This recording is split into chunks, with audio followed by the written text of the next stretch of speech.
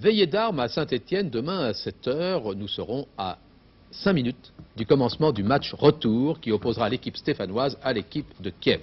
Le 3 mars dernier, en Union soviétique, les Stéphanois avaient été dominés et avaient dû encaisser 2 buts. Est-ce à dire que tout espoir est perdu pour Saint-Étienne de triompher et d'aller plus loin dans ce championnat d'Europe des clubs vainqueurs de coupe? On ne le croit pas. Les Verts sont en effet coutumiers de ces rétablissements de dernière heure. On l'a vu lorsque, battus par l'équipe de Split de Yougoslavie par 4-1, ils devaient sur leur terrain, cette fois, écraser cette même équipe par 5-1. Pourquoi pas le même exploit demain? Pour nous remettre dans l'ambiance, revoyons le déroulement des 2 buts encaissés il y a 15 jours par Saint-Étienne en URSS lors de ce premier match comptant pour le quart de finale de la Coupe d'Europe.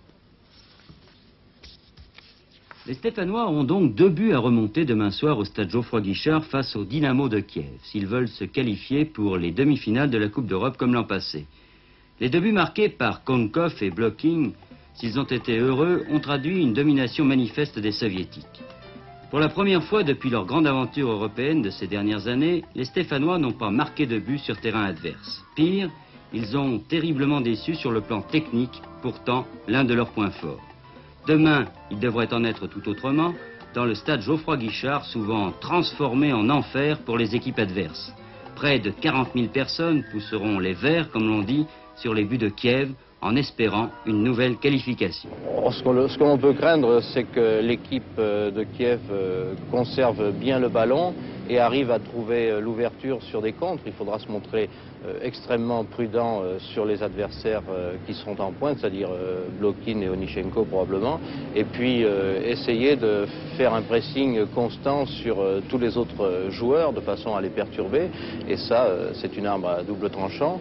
Si ça réussit et que nous puissions marquer un but dans les premières minutes, automatiquement à ce moment-là tout est remis en question et l'équipe de Kiev risque de perdre son sang-froid. Par contre, si en faisant ce pressing nous prenons un but sur un contre, alors là ce sera extrêmement difficile.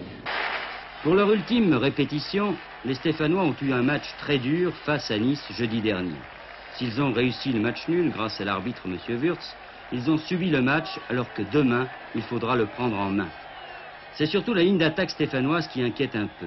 Elle ne vient qu'en 10e position des meilleures attaques du championnat de France et ne compte presque exclusivement que sur Dominique Rocheteau.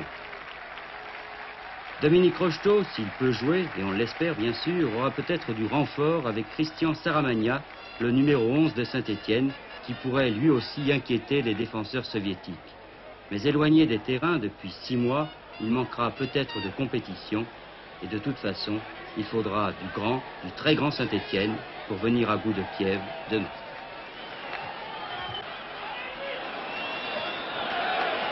Saint-Étienne fera l'impossible. Maintenant, il ne faut pas oublier que l'équipe de Kiev est une équipe assez exceptionnelle qui représente l'équipe du RSS. Donc, je crois que nos chances ne sont pas énormes, mais l'important, c'est de les jouer.